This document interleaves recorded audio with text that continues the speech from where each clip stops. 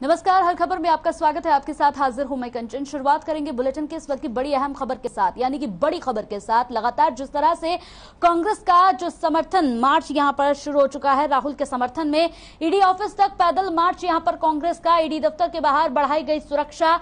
इस वक्त की बड़ी खबर, कांग्रेस कार्यकर्ताओं को पुलिस ने हिरासत में ले लिया है। रणदीप सुरजेवाला को पुलिस ने हिरासत में लिया।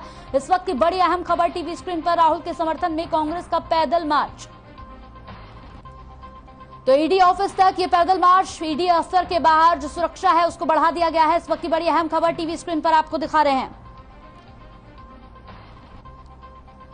तो राहुल गांधी के खिलाफ ईडी की कार्रवाई, और इस कार्रवाई को लेकर कांग्रेस के अंदर हल्ला मचा हुआ है। कांग्रेस ने सत्याग्रह बुलाया। कांग्रेस के कार्यकर्ता देश भर में ईडी दफ्तरों के सामने विरोध प्रदर्शन कर रहे हैं। ये ताजा तस्वीरें भी टीवी स्क्रीन पर हम आपको दिखा रहे हैं। पुलिस की ओर से कांग्रेस कार्यकर्ताओं को हिरासत में ले लिया गया है। रणदीप सुरजेवाला को भी हिरासत में ले लिया गया है। कांग्रेस नेता और कार्यकर्ता जुटे हैं। कांग्रेस कार्यकर्ता झुकेगा नहीं और सत्यमेव जैसे नारे यहां पर लगाए जा रहे हैं। सत्यमेव जयते जैसे नारे लगातार कांग्रेस की ओर से। जरा तस्वीरों को आप गौर से देखिए। तो नेशनल हेराल्ड मामले में कांग्रेस नेता राहुल गांधी प्रवर्तन निदेशालय यानी कि ईडी के दफ्तर में पेश हुए। इसके बाद लगातार कांग्रेस की ओर से विरोध प्रदर्शन जो है वो शुरू हो गया है।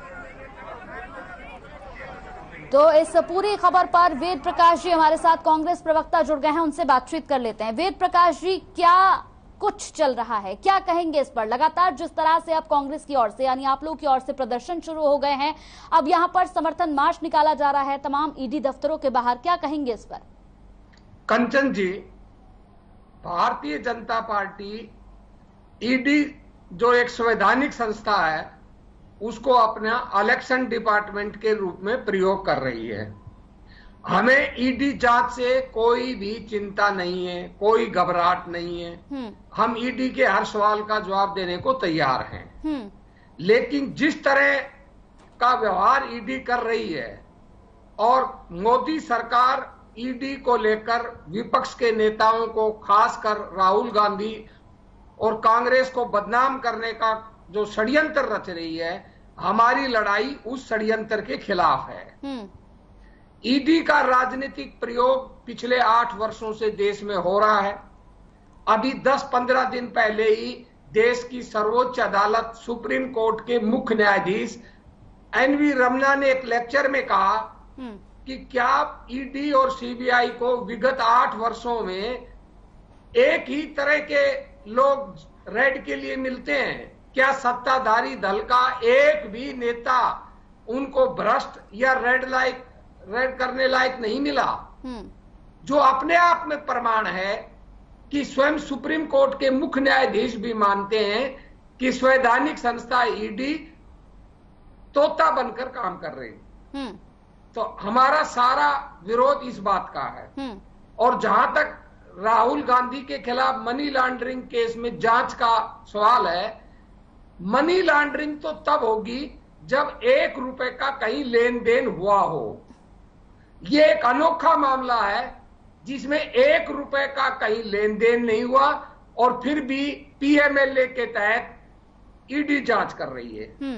वहीं ईडी कोई भी मामला बगैर एफआईआर दर्ज किए जांच नहीं करती, चाहे एफआईआर पुलिस के द्वारा दर्ज की गई हो या सीबीआई के द्वारा दर्ज की गई हो।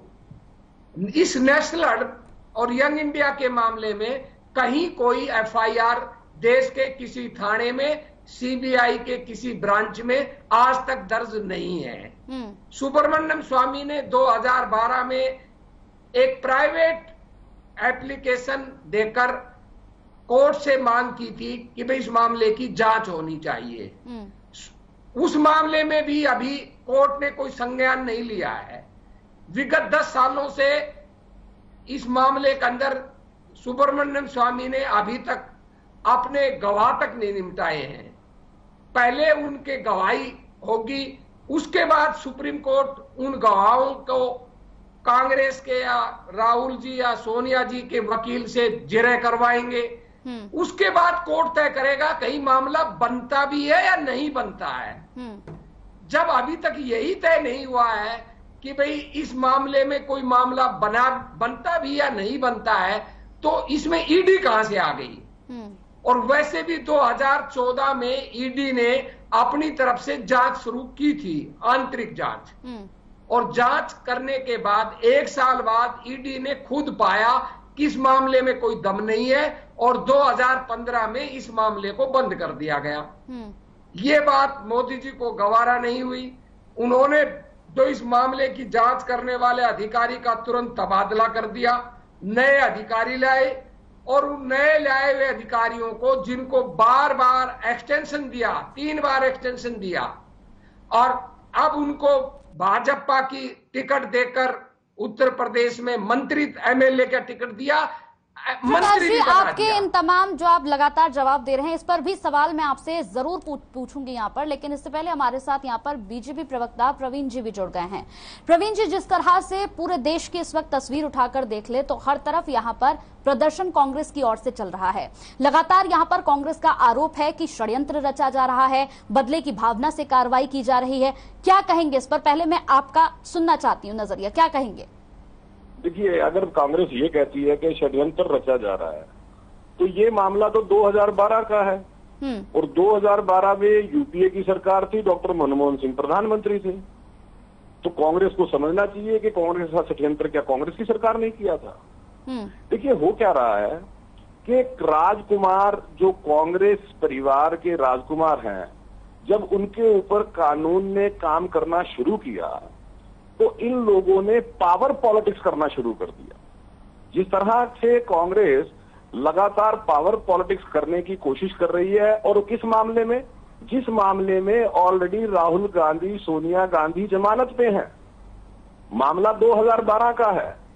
मतलब माननीय कोर्ट ने जिस मामले में केवल जमानत दी, अगर ये षड्यंत्र होता, गलत केस होता, तो कोर्ट उसी वक्त रद्द कर देती, कोर्ट उसी वक्त बरी कर देती।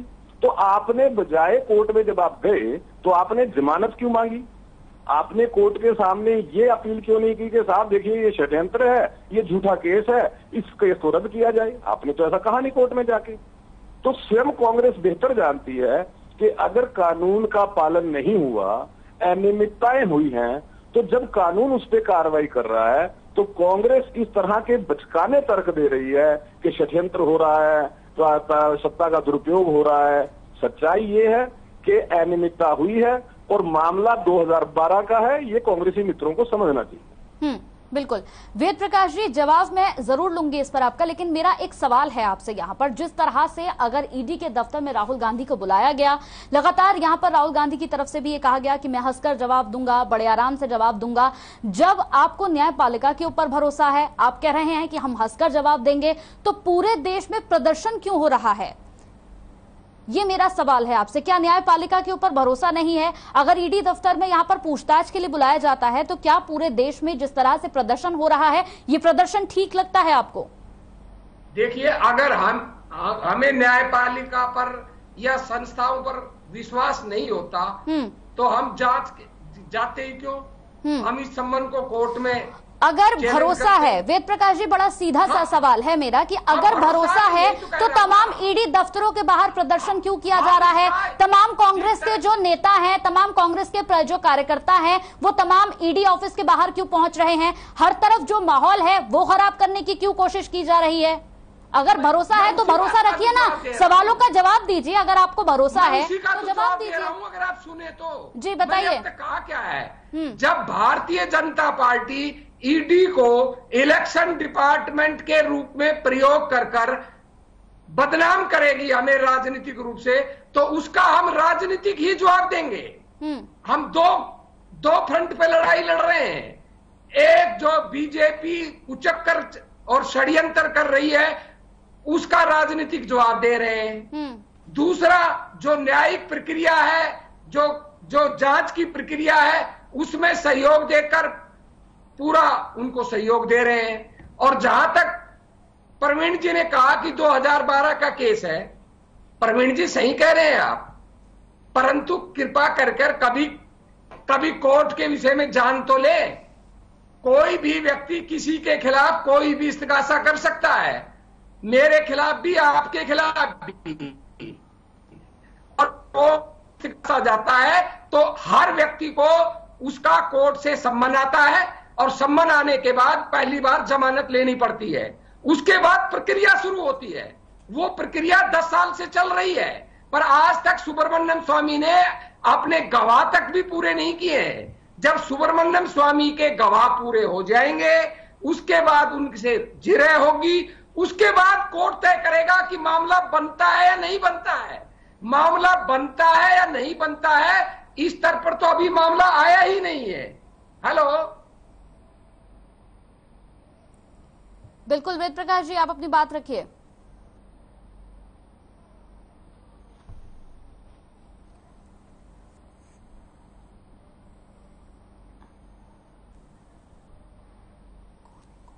हेलो,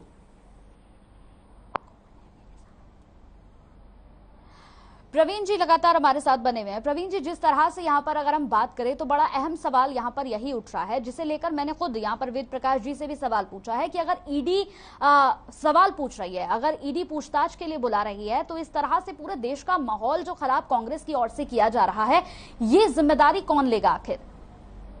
देखिए, ऐसा है कि कांग्रेस पार्टी और कांग्रेस पार्टी के मित्रों के दिमाग में एक बात बैठी हुई है कि नेहरू गांधी परिवार भले ही कितना मर्जी कानून को तोड़े, भले ही कितनी अनियमितताएं करे, भले ही कितना भी कानून का पालन ना करे, लेकिन उनसे सवाल नहीं पूछा जाना चाहिए। इन लोगों ने खुद को कानून से ऊपर मान लिया है। इन लोगों के जहन में ये बात बैठी हुई है कि ये परिवार सर्वोपरि है, ये परिवार से कानून सवाल नहीं पूछ सकता। ये जो माइंडसेट है इनका, इनको इस माइंडसेट को बदलना पड़ेगा। देश के संविधान के सामने हर व्यक्ति बोना है। हमारे देश में संविधान सर्वोपरि है, देश संविधान से चलता है। हर नागरिक को कानून का पालन करना होगा। पहले तो कांग्रेसी मित्रों को ये समझना पड़ेगा। अब यहाँ पे वेद प्रकाश जी कह रहे थे कि मामला तो ठीक है 2012 का है, लेकिन अभी तो तय नहीं हुआ कि मामला। अरे भाई, जब आपको 3 बार कोर्ट ने समन भेजा तब आप कोर्ट में पेश हुए, और अगर आपको लग रहा था मामला गलत है तो आपने कोर्ट में जाके ये क्यों नहीं कहा कि ये शिकायत झूठी है, ये मामला झूठा है? आपने तो एक बार नहीं कहा, आपने तो जाके जमानत मांगी वहां पे। दूसरी बात, क्या ईडी आपसे ये नहीं पूछ सकती कि आपने मात्र 50 लाख रुपए देके लगभग 2000 करोड़ रुपए की प्रॉपर्टी किस तरह से अपनी कंपनी के नाम करवा ली? क्या ईडी ये सवाल नहीं पूछेगी? क्या ईडी ये सवाल नहीं पूछेगी कि कांग्रेस पार्टी ने 90 करोड़ रुपए का कर्ज एक कंपनी को दे दिया बिना ब्याज के? ईडी क्या सवाल नहीं पूछेगी कि किस कानून के तहत एक पॉलिटिकल पार्टी किसी कंपनी को बिना ब्याज का कर्ज दे सकती है? क्या ईडी ये सवाल नहीं पूछेगी कि आपने फिर उस 90 करोड़ रुपए के कर्ज को वेव ऑफ भी कर दिया? तो क्या ईडी ये सवाल नहीं पूछ सकती कि आपने किस कानून के तहत ये कर्ज जो है वेव ऑफ किया? जब इन सवालों का जवाब आपसे ईडी अगर चाहती है तो आप इतना हो हल्ला क्यों मचा रहे हैं? बिल्कुल। सच्चाई ये है कि इनको इस बात का बेहतर पता है कि कानून का पालन नहीं हुआ, लेकिन पावर पॉलिटिक्स करके, एक पॉलिटिकल ड्रामा करके, एक पॉलिटिकल इवेंट बनाने की कोशिश कर रही है कांग्रेस। चलिए, बहुत बहुत शुक्रिया प्रवीण जी हमारे साथ जुड़ने के लिए। वेद प्रकाश जी, आपका भी बेहद शुक्रिया हमारे साथ जुड़ने के लिए यहाँ पर। लेकिन सबसे बड़ा सवाल यही उठता है कि अगर ईडी पूछताछ के लिए बुलाती है तो सिर्फ पूछताछ के लिए बुलाने के ऊपर हर तरफ जिस तरह से प्रदर्शन कांग्रेस की ओर से किया जा रहा है, क्या ये प्रदर्शन सही है? इस मामले पर चंडीगढ़ से हमारे संवाददाता रवि चंदेल ने कांग्रेस प्रदेश अध्यक्ष उदय भान और विधायक इंदुराज नरवाल से खास बातचीत की। उन्होंने क्या कुछ कहा इस पूरे मुद्दे पर, आपको सुनवाते हैं। नेशनल हेराल्ड के इस मामले को लेकर आज दिल्ली में ईडी द्वारा कांग्रेस के वरिष्ठ नेता राहुल गांधी से पूछताछ की जाएगी। इसी को लेकर हरियाणा कांग्रेस द्वारा आज अपने कार्यालय से लेकर ईडी कार्यालय जो सेक्टर 18 में चंडीगढ़ में स्थित है वहां तक रोष मार्च निकाला जाएगा। इसी संदर्भ में हम बातचीत करेंगे कांग्रेस के प्रदेशाध्यक्ष उदय भान, जिनके नेतृत्व में ये रोष मार्च निकाला जाएगा। सर, किस तरीके से देखते हैं 2012 का ये मामला आज 2022 में भी जीवित है, लगातार जो है ईडी द्वारा जो है पूछताछ की जा रही है? इनका काम है इस तरह की हरकतें करने का और लोगों का ध्यान भटकाने का। आज लोग महंगाई की बात ना करें, आज लोग बेरोजगारी की बात ना करें, आज लोग बाग कोई ढहती हुई अर्थव्यवस्था की बात ना करें, आज लोग कोई ये प्रश्न ना पूछें कि क्यों जो संस्थाएं खड़ी की गई थी पिछली सरकारों द्वारा आज उनको क्यों बेचा जा रहा है। आज जल थल नभ चाहे वो हवाई जहाज हो, चाहे पनडुब्बी हो, चाहे रेल हो, चाहे सड़कें हो, आज गोदाम हो, आज LIC हो, इंश्योरेंस कंपनियां हो, आज बैंक हो, उन सबको बेचने में लगी हुई है, संस्थाओं को बेचने में लगी हुई है। आज रुपए का अवमूल्यन हो रहा है, डॉलर कहां से कहां पहुंच गया। इन चीजों की तरफ पब्लिक का ध्यान ना जाए, इसलिए झूठे केस में अब ये संवैधानिक संस्थाओं को इस्तेमाल किया जाता है, कोई ED को, कहीं इनकम टैक्स को, कहीं CBI को, जो कि लोकतंत्र को, एक संविधान को बचाने के लिए जो संस्थाएं खड़ी की गई थी, उन सारी संस्थाओं को ये लोग बदनाम करने का प्रयास कर रहे हैं। पेगासस के जरिए इन लोगों ने सारे, चाहे वो जुडिशरी हो, चाहे मीडिया हो, चाहे ब्यूरोक्रेट हो, चाहे वो पॉलिटिशियन हो, सभी को इस तरह से दबाव में लाने का प्रयास किया है कि लोग उसकी तरफ ध्यान ही ना दें। इसलिए या तो नफरत की भाषा, हिंदू और मुसलमान की बात, और या ये इस तरह के ED के और जो ये प्रकरण कि वो सम्मन भेज जाए। कांग्रेस जन कोई ना डरेगा ना झुकेगा, बिल्कुल डटकर लड़ेंगे। पहले अंग्रेजों से लड़े थे, अब इनसे जो ये काले अंग्रेज है, अब इनसे लड़ाई लड़ेंगे। आपने जिस तरीके से जो है पब्लिक प्रॉपर्टीज के ऊपर जो सवाल खड़े करे हैं, संवैधानिक संस्थाओं के ऊपर जो सवाल खड़े करे हैं, जो निदेशक हैं, किस तरीके से देखते हैं? बहुत बड़ा सवालिया निशान जो है वो आपने उन सभी संस्थाओं के निदेशकों के खड़ा कर दिया। हाँ, सभी संस्थाओं का दुरुपयोग हो रहा है। सभी जितने भी विपक्ष के आदमी हैं, सभी पर झूठे मुकदमे दायर किए जा रहे हैं। ये आप रोज देख रहे हैं, रोज चल रहा है सभी का। ये किसी से अछूता नहीं है। इस देश का पहला मौका है कि जो देश के सुप्रीम कोर्ट के चार जो न्यायाधीश आकर के कहा कि भाई यहाँ पर जो लोकतंत्र संकट में है, ये पहली बार हुआ। जुडिशरी दवा मारी, पेगासस में आज तक उसकी कोई जांच नहीं हुई।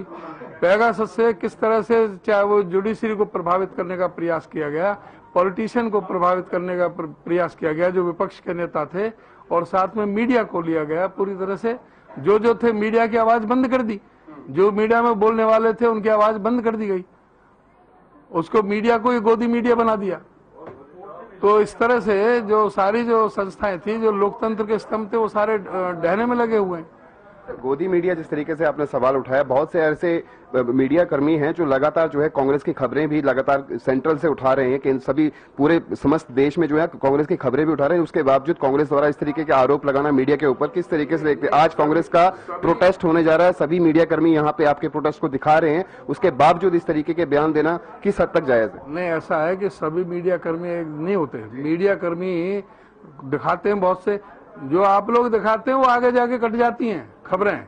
जो यहाँ से आप लेकर के जाते हैं और आगे जाकर के वही दिखाई जाती है जो उनके इंटरेस्ट की हैं, वो रोज देख रहे हैं। लेकिन और वो भी ये ज्यादातर लोकल चैनलों में तो कुछ ठीक है, बाकी जो इस समय जो नेशनल मीडिया बना हुआ है वो तकरीबन सारा उसी तरह से सारा दिन वो हिंदू मुसलमान की खबरें, कोई जो समस्या जन समस्या उन पर बहस नहीं होती, न कोई महंगाई पर, बेरोजगारी पर, जो मैंने ये बताई है ढहती और अर्थव्यवस्था, इन पर चर्चा नहीं होती। इस तरह से बेजा इस्तेमाल हो रहा है। और खास करके मैं उनकी बात कर रहा हूँ जो नेशनल मीडिया, जो मेन स्ट्रीम का मीडिया है, उनके बारे में बात कर रहा हूँ। ये थे हमारे साथ कांग्रेस के प्रदेशाध्यक्ष उदयवान, जिन्होंने साफ लफ्जों में कहा कि केंद्र सरकार द्वारा जानबूझकर लगातार प्रयास किए जा रहे हैं कि कांग्रेस के वरिष्ठ नेता राहुल गांधी और सोनिया गांधी को परेशान किया जाएगा। हर प्रकार के, चाहे ED हो या फिर संवैधानिक संस्थाओं, जितने भी संवैधानिक संस्थाएं हैं, उन सभी का इस्तेमाल करके लगातार जो है उनको परेशान करने के प्रयास किए जा रहे हैं। साथ ही साथ जिस तरीके से अगर हम बात करें अन्य मुद्दों को लेकर, उन मुद्दों को जो है वो दबाया जा रहा है इन मुद्दों का हवाला देकर। लेकिन कांग्रेस जो है वो इससे हारने वाली नहीं है और लगातार जो है वो इसका डटकर सामना करेगी। और आज भी हरियाणा कांग्रेस के कार्यालय से लेकर चंडीगढ़ सेक्टर 18 से ED कार्यालय तक रोष मार्च निकाला जाएगा। चंडीगढ़ से हर खबर हरियाणा के लिए रवि चंदेल के साथ कैमरा पर्सन किशन की रिपोर्ट। नेशनल हेराल्ड केस मामले में आज ED द्वारा कांग्रेस के वरिष्ठ नेता राहुल गांधी की पूछताछ की जाएगी। इसी की एवज में हरियाणा कांग्रेस द्वारा आज प्रोटेस्ट मार्च निकाला जाएगा सेक्टर 18 स्थित ED कार्यालय तक। इस पर बातचीत करने के लिए हमारे साथ इस समय मौजूद हैं कांग्रेस के विधायक इंदु राज नरवाल। सर, किस तरीके से देखते हैं ये मामला? काफी पुराना मामला है, काफी लंबा मामला है, इसको लेकर छूट भी दी जा चुकी है, लेकिन अब पुनः जो है उनको बुलाया जा रहा है पूछताछ के लिए। देखिए, जो बीजेपी की सरकार है ये तानाशाह रूप अपना रखा है। और आपने देखा जब इस मामले में पहले ही कोर्ट में केस है और जमानत पे हैं, तो दोबारा ईडी का बुलाने का क्या मतलब था? ये तो डराने की बात करते हैं। लेकिन मैं आपके चैनल के माध्यम से बताना चाहूँगा, ना राहुल गांधी जी डरने वाला और ना ये कांग्रेस पार्टी डरने वाली है। डट के मुकाबला करेगी और हम इस तानाशाह सरकार को जवाब देने का हम काम करेंगे। अगर बात करें हेराल्ड केस की, तो लीगल प्रोसेस के तहत यदि किसी को बुलाया भी जाता है तो उसके खिलाफ जो है इस तरीके के, अगर राहुल गांधी को वहां पे बुलाया जाता है तो इस तरीके से समूचे देश के अंदर ही कांग्रेस द्वारा जो है प्रोटेस्ट किया जा रहा है, किस तरीके से देखते हैं? देखिए, अगर सही तरीके से बुलाया जाता, पहले भी तो राहुल गांधी जी बुलाए, तब तक कांग्रेस ने कोई प्रदर्शन नहीं किया। अगर आप गलत नीयत से बुलाओगे तो प्रदर्शन करेगी। गलत नीयत से बुलाया गया है।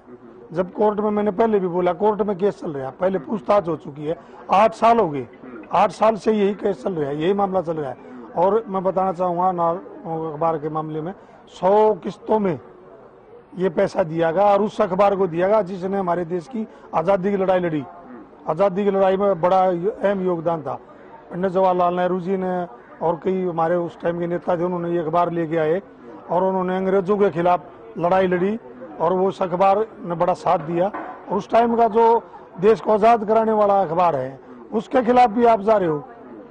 इससे दुर्भाग्यपूर्ण क्या होगा इस देश के लिए? किस तरीके से देखते हैं प्रदेश अध्यक्ष उदय भान का जो बयान सामने आया है कि ईडी का सहारा लेकर और साथ ही साथ संवैधानिक संस्थाओं का सहारा लेकर जो है कांग्रेस के वरिष्ठ नेताओं को घेरा जा रहा है। संवैधानिक संस्थाओं के जो निदेशक हैं उनके ऊपर ये सवालिया निशान जो है वो खड़ा किया है उदय भान ने, किस तरीके से देखते हैं? नहीं बनता है उनके पास उनके सवाल इसलिए बनता है कि आप सरकार के दबाव में आके अगर आप किसी को तंग करोगे, गलत तरीके से आप बुलाओगे तो क्यों नहीं बनता? ये तो एक कठपुतली बन के रहेगी ईडी भी सरकार की। पहले तो इसको कहते थे सीबीआई को, लेकिन ईडी आज इससे भी बड़ा कठपुतली बन चुकी है सरकार की। तो ऐसा नहीं होना चाहिए। ये सबका अपना अधिकार है, आप अधिकार के दायरे में रह के काम करो। बहुत बहुत शुक्रिया। तो ये थे हमारे साथ कांग्रेस विधायक इंदुराज नरवाल, जिन्होंने साफ लफ्जों में कहा कि केंद्र सरकार द्वारा जानबूझकर कांग्रेस के वरिष्ठ नेता राहुल गांधी और सोनिया गांधी को परेशान किया जा रहा है। साथ ही उन्होंने साफ लफ्जों में कहा कि कुलदीप बिश्नोई द्वारा जो कृत्य किया गया है उसको लेकर उन्हें पार्टी से निष्कासित किया जाना चाहिए। इसके अलावा जिस तरीके से अगर हम बात करें, कांग्रेस का एक वोट जो है वो राज्यसभा में रद्द हुआ है, यदि वो वोट जो है वो जानबूझकर रद्द करवाया गया है तो उसके खिलाफ भी कार्रवाई की जानी चाहिए। चंडीगढ़ से हर खबर हरियाणा के लिए रवि चंदेल के साथ कैमरा पर्सन किशन की रिपोर्ट। दफ्तर में जाने से कोई रोक सकता है?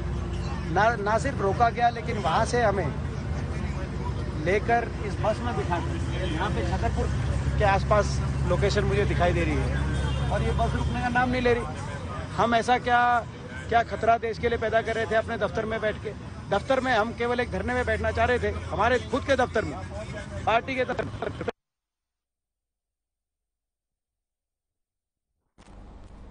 चलिए, इसी बीच इस वक्त की एक और बड़ी खबर आ रही है। इस वक्त की बड़ी अहम खबर टीवी स्क्रीन पर आपको दिखा जा रहे हैं। यहाँ पर मुख्यमंत्री मनोहर लाल ने मुलाकात की है। इस वक्त की बड़ी अहम खबर। इस मुलाकात के यहाँ पर कई मायने निकाले जा रहे हैं। मुख्यमंत्री मनोहर लाल ने प्रकाश सिंह बादल से की मुलाकात। सीएम ने पंजाब के पूर्व सीएम का यहाँ पर हालचाल जाना। फोर्टिस अस्पताल पहुंचे। फोर्टिस अस्पताल में भर्ती हैं मुख्यमंत्री मनोहर लाल ने मुलाकात की है प्रकाश सिंह बादल से। इस मुलाकात के बाद यहां पर उनका हालचाल जानने के लिए पहुंचे थे मुख्यमंत्री मनोहर लाल। फोर्टिस अस्पताल में भर्ती हैं प्रकाश सिंह बादल, गैस्ट्राइटिस बीमारी से ग्रसित हैं। मुलाकात करने के लिए पहुंचे। मुलाकात करने के बाद हालचाल जाना और अस्पताल से बाहर आए।